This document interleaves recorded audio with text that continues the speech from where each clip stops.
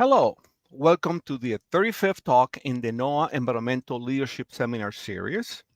The goal of these seminars is to share examples of NOAA's leading role in environmental science by those who lead it and make it happen. I am Hernan Garcia with NOAA NESDIS, and I'm your host today. I would like to thank the NOAA Science Council for sponsoring these webinars and the NELS team who I work with to plan and execute them. Kathy Poser is an outreach librarian at the NOAA Central Library with NOAA OAR. Sandra Clark is a business analyst with NOAA NESDIS Star, and Rob Levy, who is the NOAA Studio Production Manager. I would like to provide some limited logistics. All the online attendees are muted, and the audience may post your questions in the Adobe Connect Q&A box at any time. If you have a question for one or more of the panelists, please specify so, and we will get to as many questions as we can. To access closed captions, please click on the closed caption button at the top of the Adobe Connect screen. And finally, this seminar is being recorded for later viewing. Today's panel will provide insights into NOAA's goal in building a climate-ready nation by 2030. Our panel includes Barrett, who is the NOAA Senior Advisor for Climate, Dr. Sara Kapnick, who is the NOAA Chief Scientist, Dr. Michael Morgan, who is the NOAA Assistant Secretary of Commerce for Environmental Observations and Prediction, and Dr. Francisco Werner, or Cisco, who is the NOAA Fisheries Director of Scientific Programs and Chief Science Advisor. To start, could each of the panelists please tell us about your role at NOAA in 2 minutes or less? Dr. Morgan, would you like to start us? Yes, thank you very much. And thanks to the NELS team for the invitation to participate in today's seminar. Again, I'm Michael Morgan. I'm responsible for providing agency-wide direction with regard to climate observation, including in situ instruments and satellites, and the process for converting these observations to predictions for environmental threats. So it really runs the gamut from looking at our observing system, as well as looking at what's necessary to process that data, the data assimilation, the modeling, and ultimately the prediction is from model projection.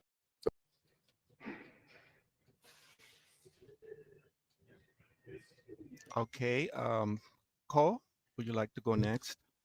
Yeah, thanks for having us. And also thanks for focusing on Climate Ready Nation, which is a big part of the job that I play here at NOAA as the Senior Climate Advisor. It's really helping to make stronger linkages between the many activities we have on climate across all line offices, to interact across the interagency space, and increasingly with our partners, with industry and the private sector, all of whom need to work together to solve this problem. Thank you so much, Dr. Kapnick. Hello, I am Dr. NOAA's Chief Scientist, and part of my work is I'm responsible for advancing policy and program direction for our science and technology priorities. With that, I sit as the chair on the Science Council. And with respect to Climate Ready Nation, I think important for us to build the best science and technology that supports the future growth of a climate-ready nation. And I'm really excited to get into the discussion today. Thank you so much. Dr. Werner? Yes, thank you, Hernan, and the NELS team, and everybody for joining us today for today's conversation on Climate-Ready Nation. I'm Cisco Werner. I'm the Chief Science Advisor and Director of Scientific Programs and Fisheries. And what we do is under the work that I lead is work with all of our fisheries science centers that are distributed throughout the United States and providing the best science that we can as relevant to the sustainability of our marine resources, to the protection of our species. And of course, the climate ready aspects that we will be discussing today are fundamental also in terms of how we understand the changes that are going on in the ocean environment and the impacts on marine resources, in particular, how we provide that science advice to be climate ready. So again, thank you so much for the opportunity to be here. Great. Thank you so much, everybody. So we have some discussion questions. And the first one is, why is building a climate-ready nation important for the American people? And in your view, what does success looks like by 2030? Why is NOAA uniquely qualified to take on this role? Cole, you want to start us, please? Sure. I mean, at its very core, climate is affecting every region of the country and almost every segment of our economy. So really, as a federal agency, we have a duty to share the information we collect and produce to support the resilience of our nation and its prosperity. So with that in mind, we've structured the Climate Ready Nation Initiative to allow us to set goals for nationwide resilience to a number of climate hazards: floods, droughts, fires, coastal inundation, extreme heat. And we're also providing fisheries with better information on ocean conditions and the movement of fish, which is changing with climate change. And we're continuing to expand on over 70 years of a legacy of monitoring the greenhouse gases that accumulate in our atmosphere and warm the planet. NOAA collects information on all of this. We deliver services on all of this. And as a result, we're just kind of uniquely situated to provide this Climate Ready Nation initiative, the service to the nation. What does success look like? Well, it looks like doing our part to contribute to the US climate goals, which are to kind of reduce our greenhouse gas emissions by 50 to 52% by 2030 over 2005, and to head towards a climate net zero world.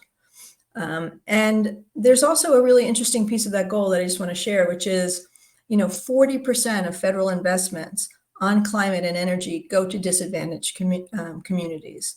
And we take that really seriously in Climate Ready Nation. Great. Thank you so much. Dr. Kapnick, would you like to go next? Sure.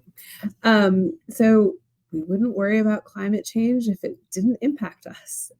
We're seeing it impact our daily lives through disruptions from extreme heat or drought or extreme precipitation, what's happening in the ocean with heat waves, changes where the fish species are, as Co mentioned. And then also I see things often through a financial lens. So from the work that we have with $1 Billion Disaster Project, we have financial impacts of weather and climate extremes.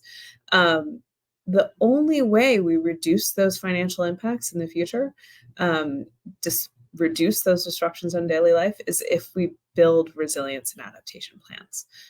So if we are doing our job and people understand where climate change will be affecting society, we can actually take countermeasures either through long-term investment planning to be able to deal with those changes in risk, or even short-term plans of how to deal with events as we know that they will unfold either through our weather forecasts or seasonal outlooks, others. And so Climate Ready Nation is all about reducing those exposures, reducing our exposure and our risks and our vulnerabilities. And so from this, we have a lot of information about what the future holds on long time scales, many decades, but then also on the shorter time scales. And we're constantly reducing that uncertainty and increasing the amount of information we have. And success for us will be improving the science and reducing those uncertainties of what we know of the future. But that's not enough. What we also have to do is make sure that that information is used, that is creates data, products, services that are needed by communities to make those decisions, but also that we have engagement with local communities, all the way up to multinational corporations, to making sure that that information is used effectively to make decisions and plans around that information on climate to be able to reduce those impacts. And so success for us will be that we don't see or that we reduce what those impacts may be. And that's an important part of the research, is building the science, both fundamental physical, biological, chemical sciences to be able to do this, but also those social sciences to understand those impacts and changes in time and be able to model them out. Thank you so much. Dr. Werner, would you like to go next? Yeah, thank you. And I'll echo a lot of what Ko and Sara said, but perhaps focus a little bit more on the ocean side of things. And the changes that we're seeing are also, we're also being manifested in the oceans. So the oceans are also being affected by climate. For a long time, you can imagine the climate was actually a buffer to a lot of the things that we saw. It would absorb heat, it would absorb CO2, and so, in many ways, the ocean help, perhaps the impacts, help seeing the impacts a little bit, but eventually these things are catching up with the ocean as well. And so what we're seeing in the ocean, the effects of climate in the ocean with changes in the biogeochemistry or with changes in temperature, is that the ocean now itself, and the ocean is this component of the Earth system that many of us depend on, whether it's for marine resources or for, understanding, the health of the ecosystems and such, are also being affected. And this affects the coastal communities and others that depend on a healthy ocean, a predictable ocean, like Sara mentioned, and so on. So we need to begin to understand the changes that are happening, not just gradually, longer term changes that might happen, but we're noticing that the changes are also happening much more quickly and perhaps in surprising ways. They're happening in terms of marine heat waves, or they're happening in terms of more frequent harmful algal blooms, or more rapid shifts in fisheries than we expected. So all of our communities are exposed to these things, and I'm going to build a little bit on what Sara talked about making sure that our communities are resilient. We're all exposed to some form or another of what's happening in the ocean. And so the question is, can we reduce the vulnerability of these communities? Can we say something about how they should be preparing for what's going to happen, anticipate what's going to happen, which is a very different tack, if you will, than what we did before. Things are no longer expected to be average, but things are changing. There's this concept of non-stationarity, if you want to use that word. So things are evolving in a direction. They have a trend, and they have these characteristics that we didn't see before: rates of occurrence, magnitudes of occurrence, and so on. So what would success be under this? It's really a number of things. One, being able to deliver proper forecasts and projections of what might be happening. And there is uncertainty with that. So we also need to quantify that uncertainty. So we can say, what are the chances of something happening? And that in itself is something to plan. We can provide also advice on assessments. In our case of populations, if we're looking at fisheries, whether it's fish populations or protected species, reduce the risks associated with what might be happening in the environment. And that will in turn bring improved planning, which is, again, what both Ko and Sara said, having that better information, us providing that information so that communities can plan and maybe co-manage with us. This is, again, I think we're entering this new world of it's really the communities and us working together in terms of how it's just new to both sides, right? It's new to us as much as to the science side as it is to the community. So it's really an important thing to be able to work jointly on this. And another part of the success, and I'll stop here, is that, it's important to convey the right message. To say that, that something is going to be a degree and a half warmer is hugely important, but is that the message that will bring people into action or that's relevant to them, right? So I think we also need to work to convey the message and the information that they need to say, well, if it's not the 1.5 degree warmer or change, what is it that I need to respond to? So there is that constant conversation and that new conversation that we have to have with our communities. So thanks for that. Great, thank you. Dr. Morgan? Yes, well, I think it's going to be difficult to add much to what the prior speakers have had. But as I spoke, as in my role here within NOAA is coordinating activities related to the process of converting observations to predictions of environmental threats. An environmental threat that looms large for us is climate change. Where we live, where we work, how we build, and how the climate is changing is affecting the location and how climate change is affecting the location, intensity, and impact of extreme weather events, from flooding to coastal erosion, drought, and more intense heat. These extreme events, coupled with, again, how we live our lives, are resulting in increasing economic losses and social disruption. And so for NOAA, the notion of reducing these economic losses, social disruption, as well as the health impacts, can be done by helping to build a climate-ready nation. And I see in the chat that some folks have asked, what does that mean? That's where the nation's prosperity, health, security, and continued growth benefit from and depend upon a shared understanding of and collective action to reduce the impacts of climate change. So what does that mean? How do we know we've reached that? What's, by 2030? Well, one aspect of that would be that the public and decision makers have equitable access to the climate information, products, and services they need, as well as a clear understanding of what this information means for their communities, economies, natural resources, and their built environments. And so we're going to do that by expanding the work that we've done already with existing new partners to equitably meet the communities and business needs that are facing hazardous weather events and long-term climate impacts. I think NOAA's unique role in this space is due to things like what the National Weather Service is already providing in terms of impact-based decision support services, the provision of relevant information and interpretive services to enable the folks that we work with, the agencies that we work with, our local, state, and federal partners, and they have to make decisions regarding weather, water, and climate, and the direct impact it has on folks' lives and livelihoods. So we have the science, we have the data, including the projections, and we've also built already the relationships with communities across the nation to be able to deliver on this climate-ready nation. Great, thank you so much. Let's move on to our next question. What priorities and actions is NOAA adopting to move climate-ready nation from a strategy to implementation? What new resources will NOAA need to build a climate-ready nation by 2030? Maybe we can start with Dr. Kapnick.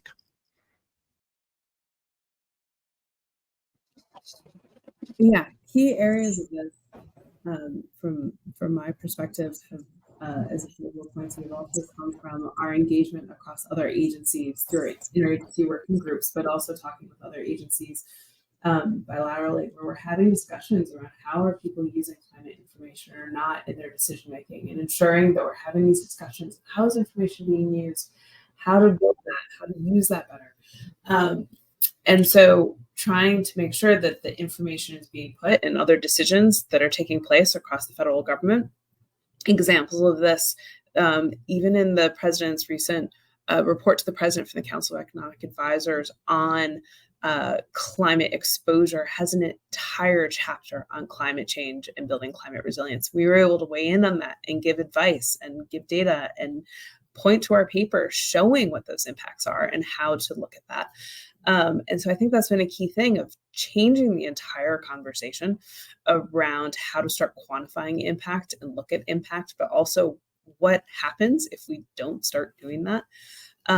So doing that across government, but then also we've had this engagement with the private sector that Co also touched on, where we had the roundtables over the last few years for engagement and making sure that we are thinking about the ultimate end users of information and building that up further. And we've created a lot of partnerships, either through CRADAs or MOUs that have been designed with different partners in the private sector for how the information is being used and applied in new ways, and being able to do so in a way that we're also making sure that these partnerships, as we're entering into them, have uniqueness on both sides. We're making sure that we're able to leverage the other resources to be able to increase the amount of information or amount of resources towards some of these problems.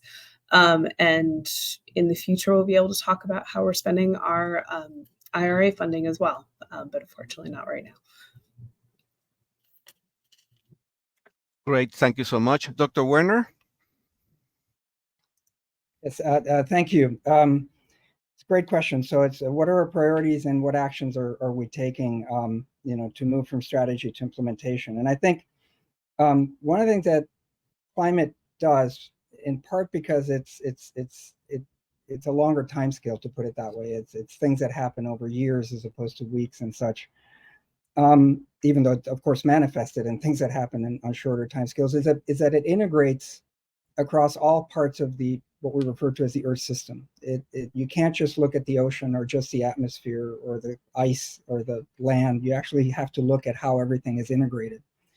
And that has perhaps solidified, not necessarily prompted, we've always been thinking about this, but to solidify the need for us to think different, borrowing a page from Steve Jobs in terms of saying it that way. We need to think different in terms of how we integrate across these various components of the Earth system. For the atmosphere to be able to predict, on interannual scales, you need to connect to the ocean. For the ocean to be able to, look at, what's happening with, with deep water formation or biogeochemistry, you need to understand atmospheric chemistry, et cetera. All of these things are connected. And there are some initiatives that we have developed or developing within NOAA that some of you may be familiar with. There's a precipitation grand challenge, and by its name, it is a grand challenge in terms of how do we predict the upcoming droughts and wet periods and floods and so on. There's a coastal inundation on climate timescales. How do we deal with flooding on climate timescales? And we have a third one, which is the climate ecosystems and fisheries initiatives. And these are rather large initiatives. They're difficult initiatives, but they're integrated. They involve all the line offices and more, because we can't also just do it ourselves. This has to be something that we work with our external partners. We work with other agencies, like Sara mentioned.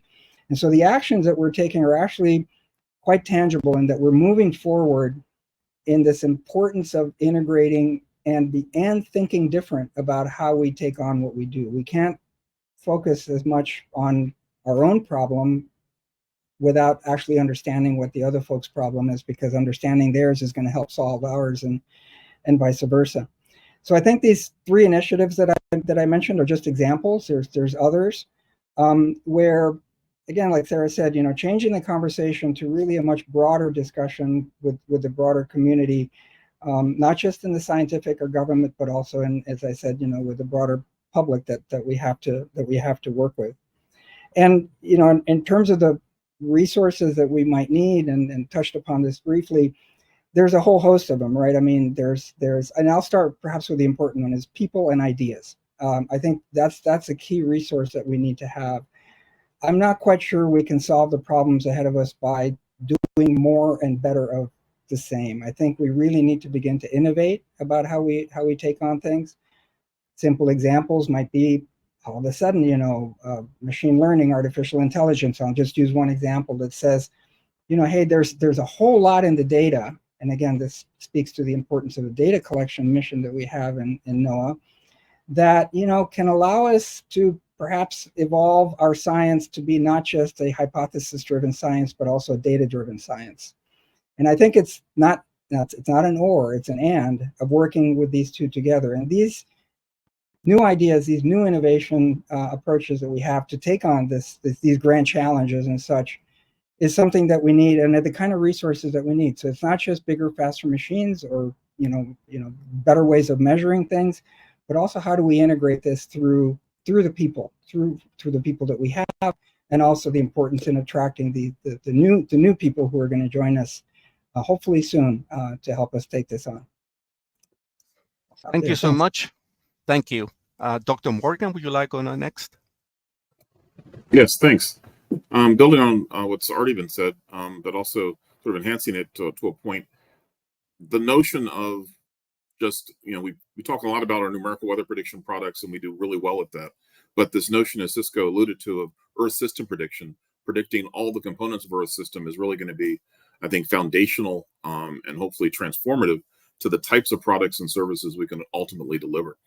And that's going to involve not only improving our Earth system models, but also improving how we best use the observations that we currently have in identifying new observing platforms. So making the best use of the observations through enhancements in our data assimilation. And as Cisco alluded to, there are lots of transformative ideas that are already beginning to emerge with respect to AI and machine learning that can help us process the data more effectively, but as well assimilate the data into our models in ways that we haven't been able to do before. For NOAA to do that, we're going to also have to have the high performance computing that's necessary. That's going to be the backbone of our modeling efforts, but also thinking about the data dissemination, the need for identifying what's the best way to disseminate this data. Perhaps it's through the use of the cloud, and we have partnerships with a number of cloud service providers already, providing services, including the computational side of things, but also with respect to things like our data sets, the NOD being one example of that, NCCF being another. But another critical part of this and another priority is recognizing that climate-induced weather events disproportionately affect those with the least access to financial resources, historically underserved communities, and those with health vulnerabilities. And so NOAA has already begun reaching out to these communities and holding, as Sara alluded to, these climate and equity roundtables over the last few years, convening them to get a sense of what our community partners see as most important for the climate services that they need for their underserved and vulnerable communities. And by holding these roundtables, we also began to understand again, how best to connect with those particular communities. I had the opportunity to go to Charleston, South Carolina a few weeks ago, where they had a sort of follow-up from those roundtables, which was a tabletop heat exercise, and looking at the issues related to weather-related illness and death in the United States. You know, heat's one of the largest causes of death, and understanding how communities assess their risk was one aspect of this that sort of brought this issue closer to home to me in terms of what I'm thinking about, but also recognizing what the communities need to be able to reduce the vulnerability, to tackle the vulnerability issue that communities have. So making sure that we can have an equitable and resilient future by understanding community needs. Again, I mentioned that at the beginning. I'll come back to that. I think that's a high priority. In terms of resources, I mentioned the resources for computation and all that. And as has been mentioned, we have funds in the Inflation Reduction Act, which are going to help us over time. We'll see how that emerges, but also building successfully upon use of these funds over the next few years, hopefully will allow it to be recognized by those that do the appropriations, that we can best use those funds and hopefully get more of them to expand the efforts that we're currently engaged in. Thank you so much. And finally, but not least, Barrett. Thanks, Hernan. Yeah, when Dr. Spinrad came on as NOAA administrator and set climate as one of his top 3 priorities, which is actually part of a whole of government prioritization of climate, we knew that one of the first things we'd have to do is to sit down and set some priorities and actions for how NOAA would enhance our climate service work. We recognized early on that climate impacts every mission line at NOAA. So when we deliver climate services to the nation, we really need to do this through every mechanism we have, from sharing climate information through our weather forecast offices to all of our regional collaborations, including with fisheries communities, and with industry partners and associations, and the whole host of non-governmental organizations at the state, local, and regional level. It's a huge undertaking. And so for that reason, we kind of set some specific targets to address specific climate hazards so we could organize our work. But a big piece of kind of setting our strategy has to do with the establishment or the use of existing NOAA cross-line office bodies. So Dr. Spinrad came in and established a NOAA Climate Council. It's comprised of every member of our leadership team. And we really set strategy there to decide, okay, how are we best going to deliver these services to the nation? And then, as others have said, we have this cross-NOAA Earth Systems Integration Board. Cisco's the leader of that at the moment. And that's kind of a working level, all line offices are represented at the leadership level, but it's very much an implementation body to make sure that we can work across all of our line offices to deliver climate services. So that's a key piece of how we're going to be implementing and how we are implementing Climate Ready Nation. But a big piece of this is also recognizing that each of our collaborators need climate information tailored to meet their unique needs. And that's a huge order. That's a tall order. We at NOAA have built the strong building blocks needed to do this for over many, many decades now. And we kind of do this across an entire continuum of capabilities, like from observations that feed models, that fuel research, that build products and tools, and help us to engage effectively with users. So, so the Climate Ready Nation, we're looking to strengthen each piece of that continuum of expertise so that we can build the resilience of the nation to climate hazards like droughts and floods, extreme heat, coastal inundation, across all of the lines. But we have to do this with an emerging climate enterprise, right? NOAA's resources, even as they increase, are never going to be enough.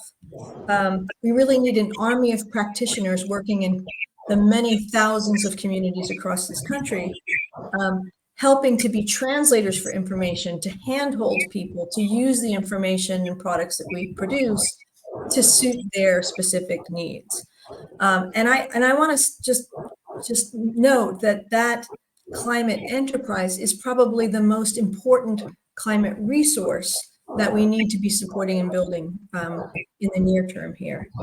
Sure, we have new resources like the bipartisan infrastructure law and the IRA, where we are getting some significant funds that help us to extend our existing climate activities. But we also need to build on the many strong partnerships we have in place to help to build this strong capacity needed across the nation to really serve the needs of the nation.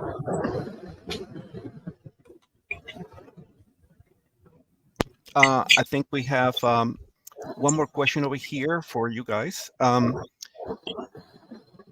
would a person, an ordinary person, will come to NOAA and find the climate data information they will need now or in the future? Well, should I jump in, Hernan, on this? And I'm sure others have thoughts. So it kind of depends on who the person is, but we have for a long time we've had the federal government's flagship website, climate.gov, which is a portal for anyone, right? If you want to come to that portal and dig in on data and information, it's there. Do you want news stories? It's there. Do you want graphics and data visualizations on climate? It's there. Information on some of our grants and programs, that's also there. But as a federal government, we're also putting more of these kinds of portals in place. We worked on an interagency camera portal that's focused on resilience and adaptation. It has information about resilience across the country, but also has information on funding opportunities. We just recently launched a new website, heat.gov, which is very much focused on heat, which Dr. Morgan rightly pointed out is a major problem with regard to hazards that are related to climate. Obviously, portals are not going to be the be-all and end-all for everyone. We need to do some active hand-holding, and that's why our on-the-ground activities are so important. I mean, just think about it, getting weather forecast offices to be providing climate information to their communities is a huge potential inreach because they are trusted members of the community who are already providing information that people access all the time. So maybe I'll just focus on that piece. Thank you so much. Anybody want to jump in? Dr. Morgan, would you like to respond? I think Co covered it rather well. I think the camera portal, as an example, does two of the things that you said are really essential. One, it allows individuals to understand their vulnerabilities on different timescales, from short to medium to the end of the century, in terms of climate change for a number of already previously identified risks: heat, coastal erosion, flooding, drought, etc. But it also allows communities to understand what those, what resources might be available to them in terms of grants they can get from the federal government. So it links communities with information that they need to be able to assess their vulnerability, but then also grants that they might be able to get access to. I think what NOAA will be doing going forward is identifying, beyond just portals, platforms that will allow individuals to access data of different types, not only NOAA's data, but allow us to bring together data from other agencies. Camera already does a little bit of that, but I think there's more that we can do in that space to allow people to bring perhaps health data along with the climate change impacts that are anticipated, to be able to understand and evaluate how how health might change due to climate. So being able to bring these data sets together, I think, with the appropriate tools, whether it's AI and machine learning, whether it's GIS type technologies, to bring these together, I think that's a space that we're already engaged in, and you'll probably see more of that emerging across NOAA. But the other part of this is just the direct outreach from whether it's weather service offices or regional centers of NOAA, reaching out to communities. I think those are going to be ways that we connect individual citizens with the data. Great. Thank you so much. Dr. Kapnick? Yeah.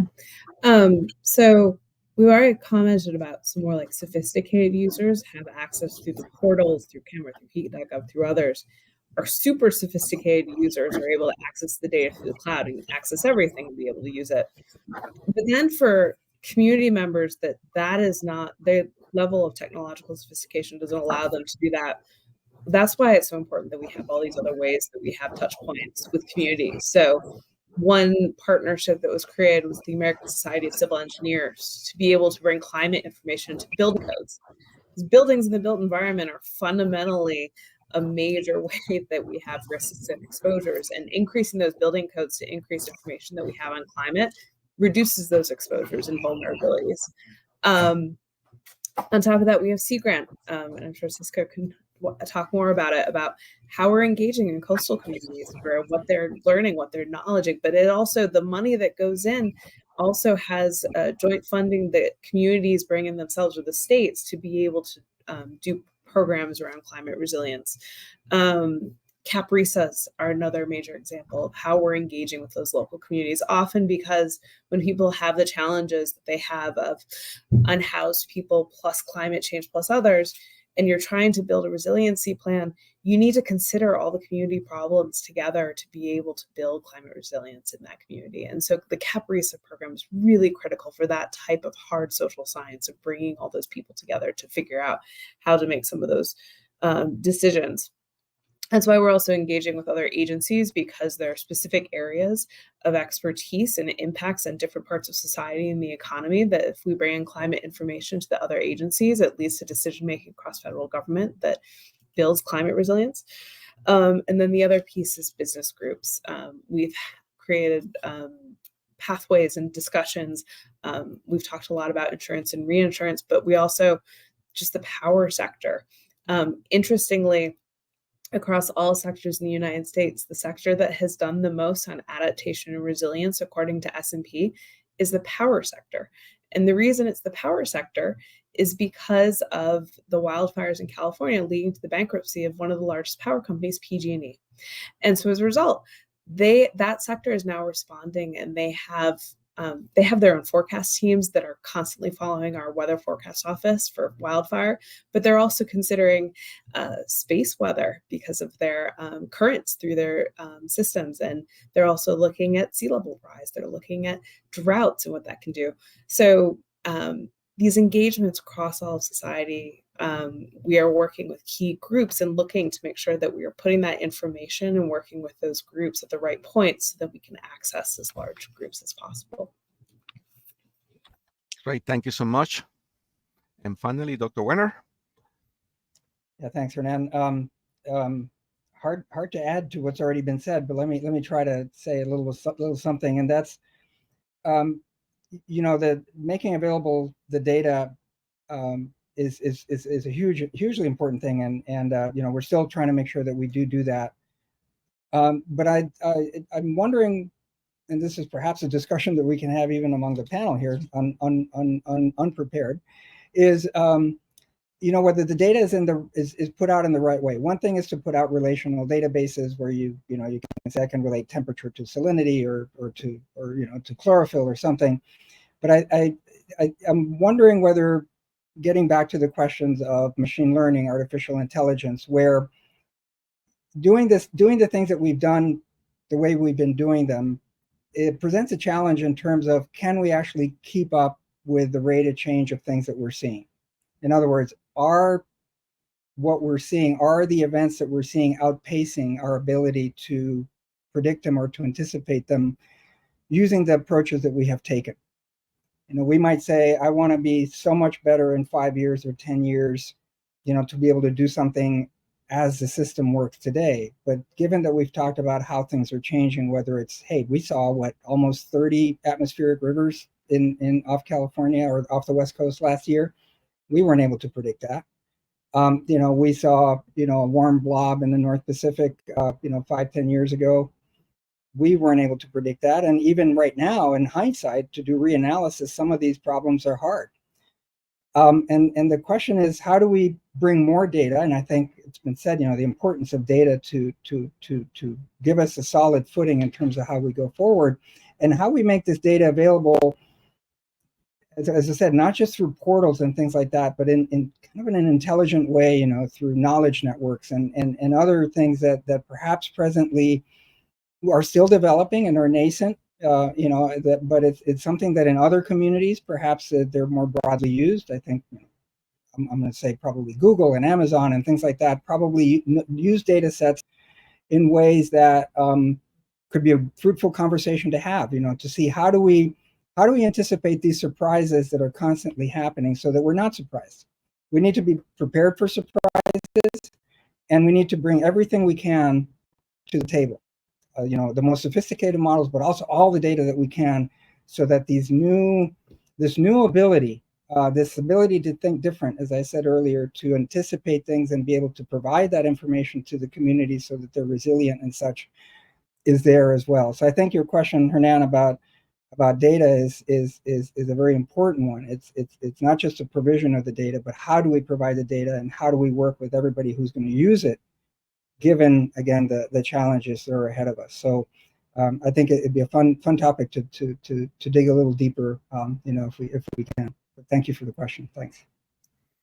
Thank you so much. Now we have a number of questions from the audience, and instead of going one by one, please jump in if you think that the question is appropriate.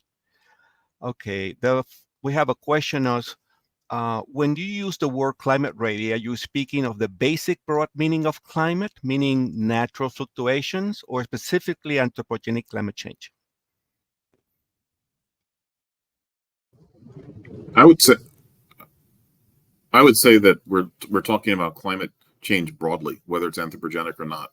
We are really trying to understand how the Earth system functions now and also projected into the future. And some of that's certainly going to be anthropogenically induced climate change, but part of it's going to be within the natural variability. And we should be able to capture, we hope to capture, both aspects of that. And if I could just quickly add, I mean, the research shows that, the vast majority of change since, in the last 50 years is driven by human activity. But the other thing I'll say is, to the average user, the difference between, whether it's naturally caused or anthropogenically caused, matters little, because they are seeing the changes and they need to be building resilience to these changes. So the distinction, Dr. Morgan got it spot on. We are looking at it together, but users look at it together. Yeah, and I would say even in absence of anthropogenically caused climate change, we would have discussions about how are we accurately quantifying the risks of variability and extremes that we see, because the observational record, by being short, doesn't allow us to have a full picture. And so, businesses and others, they don't care what they care about changes and understanding the changes and having action for the causes, but fundamentally, they want to know, am I prepared for what may come in the natural environment? And therefore, this is being ready for our understanding and anticipation of what those impacts that may be that will be felt, and trying to build resilience towards them so they don't have those impacts or they lessen in the future.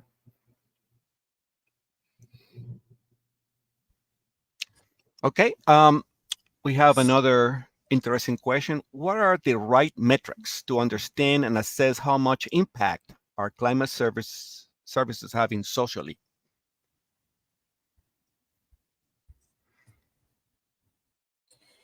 Well, let me just jump in. I think it is a very interesting question, right? Because if we set as a goal to build climate resilience across the nation, in a sense, the measure of success is that communities are experiencing fewer disasters, lessened impacts. And that can be sometimes a tricky thing to measure. So we kind of need to, there are some interesting ways to do it. And if you look at climate.gov, we've got some interesting metrics there to do that. But I think that's part of the reason why we are setting these goals for the provision of flood services, drought services, because that'll give us a chance to kind of set specific metrics that are actually meaningful and specific about, providing better services for heat. We, for example, have got an interesting citizen science program that we're undertaking through NOAA, where we work with communities to measure urban heat. And lo and behold, it's not surprising that the hottest parts of cities are usually where the underserved and underrepresented communities live. So that gives us the kind of data then that we could use to set metrics for how are we improving the lot of those people. But really, I think the digging into the specific hazards and in the specific places is going to give us the kinds of metrics that will help us to determine resilience. And if I could just add a little bit to that, it's the feedback from that benefit that might be provided through the services to the individuals and the communities, and the actions that those communities in turn may take to do something about the longer term problem. Are they going to become institutionally active? Are they going to be politically active? Are they going to be able to speak with a voice about how do we solve things in the future, and how do they bring solutions to the table? So I think that that first step is really ensuring that the people who are really affected who are being affected by climate right now, we help them address the challenges that they're facing. But in the long run, I think there has to be a feedback also to how together, again, I use the word co-management or co-advancing, co-advancing solutions is something also that I think will be important. So it's not just a one-way street. To me, there's a feedback between the communities back to the larger problem. Yeah, and that's why I also made the comment earlier on about the importance of social sciences for this work, is to be able to measure and understand the impact and desired outcomes in reducing resilience and vulnerability. In many ways in the climate problem, like climate mitigation, reduce greenhouse gases. One number, you're quantifying it globally, it's something you can easily do. Adaptation takes many forms based on the exposures, based on the problem, based on the community, based on location. And that's why it's really important for us to create some of the studies, analysis, and tracking over time of impact and frameworks for quantifying that, because then we can show when the impact has happened, you have the absence of impact by building resilience and adaptation, even when you continue to have climate change taking place. Like one of the areas that there will be another webinar on Monday about the discussions that NOAA, NSF, and the reinsurance insurance sector are having around the future of catastrophe models, which basically takes physical information about the future from climate change plus exposure of the built environment to quantify what the exposures are in a dollar value. And in rising physical exposure, the only way you change that quantification of exposure is by changing the built environment and how it responds. And so including climate information allows us to have, a theoretical quantification of what those impacts are over time. So that's one example of a quantification that can take place. Okay, we have another question. I'll try to synthesize that. NOAA is a strong research organization, and partnership have been mentioned several times during this panel. How does NOAA leverage this partnership with other federal agencies to share on the emerging science and innovative technologies mentioned, such as machine learning or artificial intelligence, to meet these climate goals?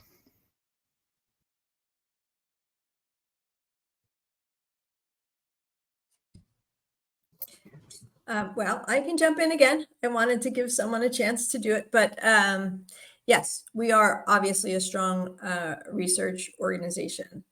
There are more working groups than you can imagine under this administration across federal agencies talking about various aspects of climate coordination. From the, those that are led by the White House to those that are across agencies on specific aspects of the climate problem.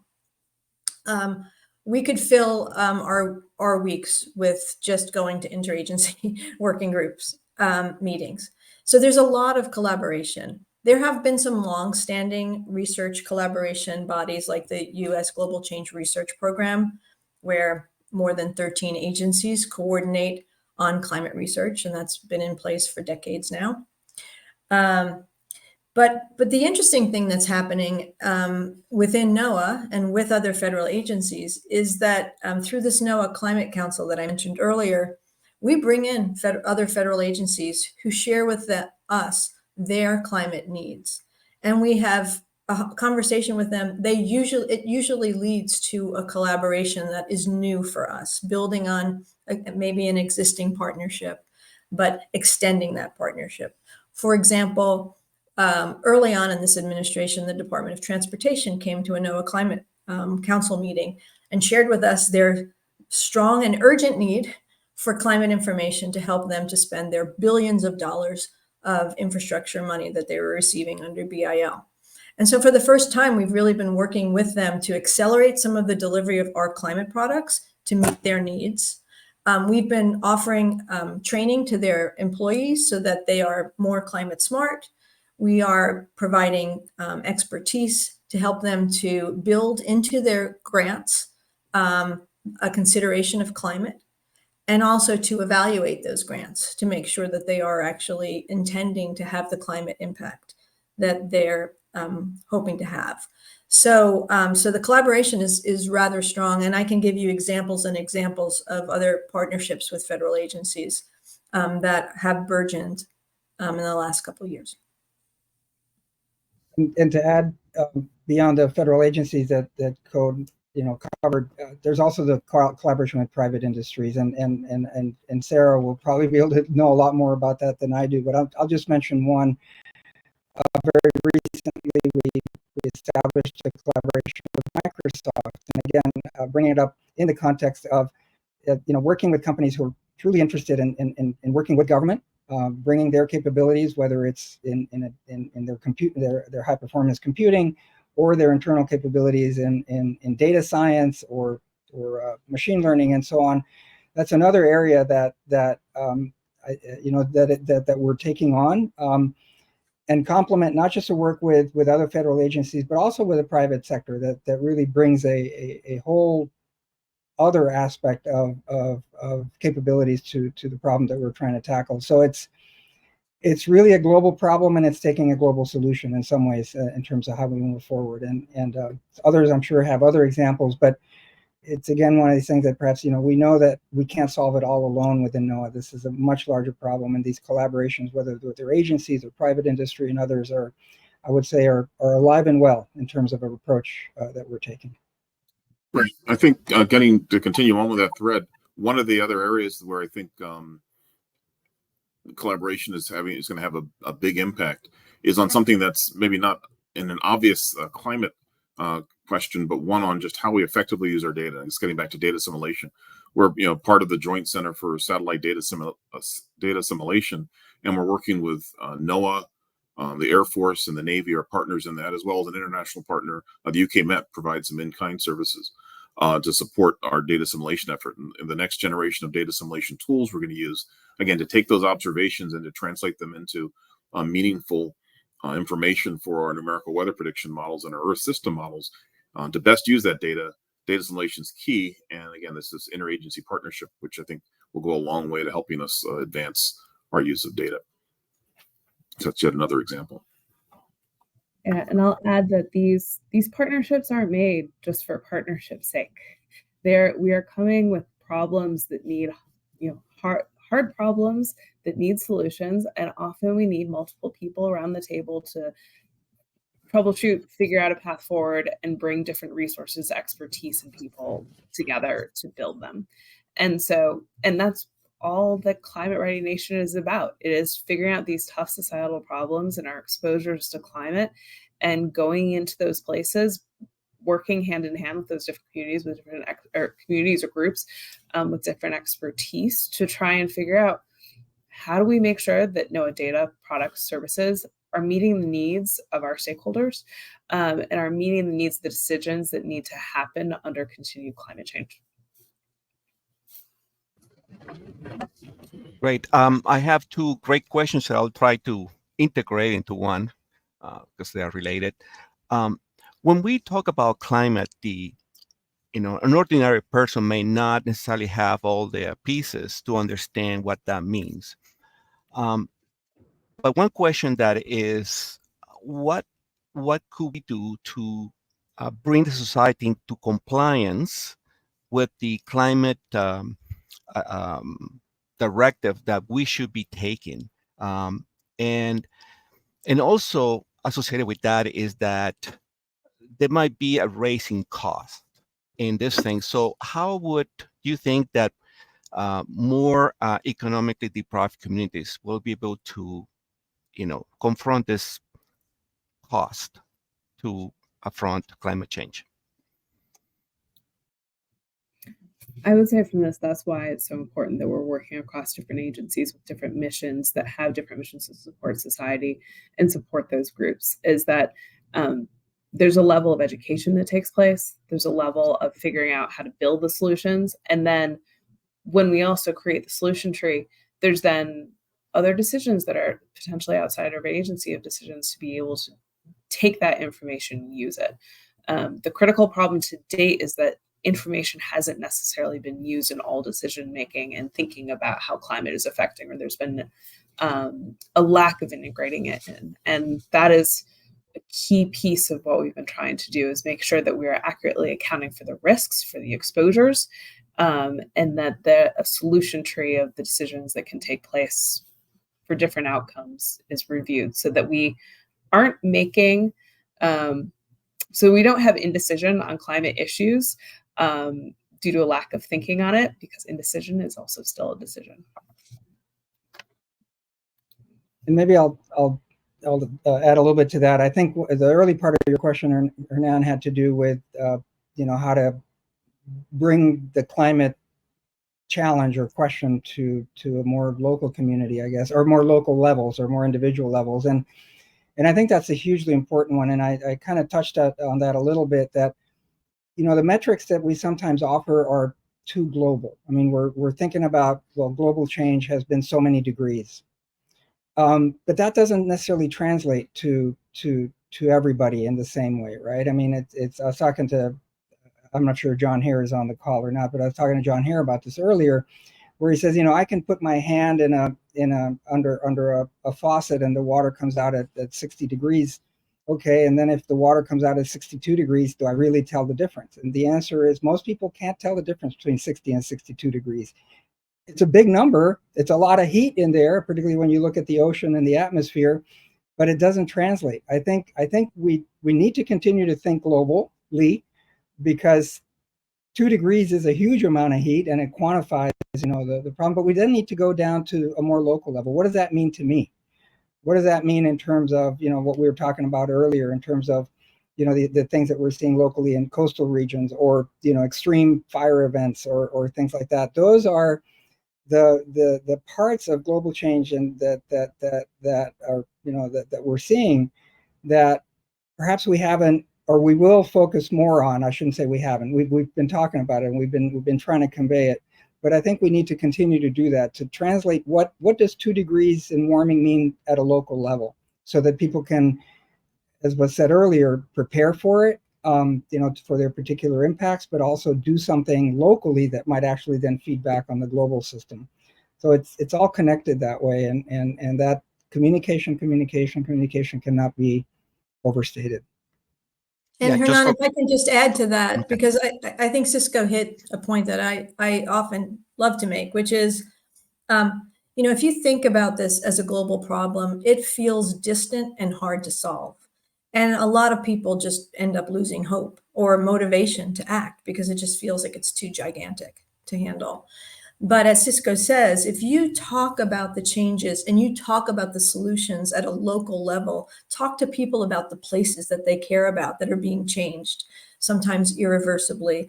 Talking about the solutions that you can do as an individual, but also how that can be amplified through community action. Then you start to build the momentum that gets this ball rolling in a way that, makes you feel hopeful. You can see a real difference in the way that you choose to live your life. And often, a community banding together can do an enormous amount to protect places that they care about as well. Great. And just for clarity, Dr. Werner meant degrees Celsius, not Fahrenheit. Always okay, indeed. Yes. Okay, I think that that's all the time we have. So I want to thank very much the panel and taking time from their really busy schedules. I know they have busy calendars. And I want to thank all that support and make this webinars possible. And I want to thank the entire audience for their participation and their thoughtful questions. Thank you so much. Next time. Thank you. Thanks. Thank you.